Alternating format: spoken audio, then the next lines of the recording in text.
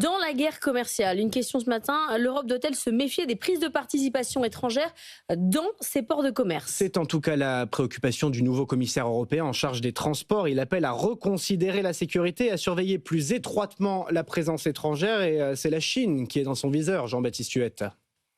Anvers, Rotterdam, Le Pirée, la Chine détient des parts dans plus d'une trentaine de terminaux portuaires en Europe. Prudent, le commissaire européen en charge des transports ne la cite pas nommément, mais le message est limpide. L'enjeu n'est plus commercial, il est devenu géopolitique. Les prises de participation se sont multipliées ces dernières années via des entreprises comme Costco, Hutchinson, China Merchant.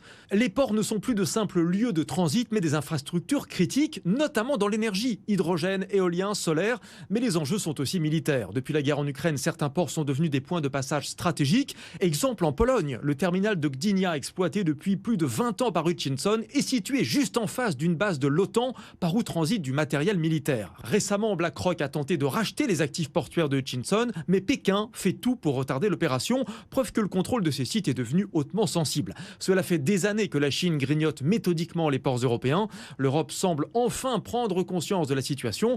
Une nouvelle stratégie portuaire est en cours de préparation à Bruxelles. Les premières annonces sont attendues cet automne.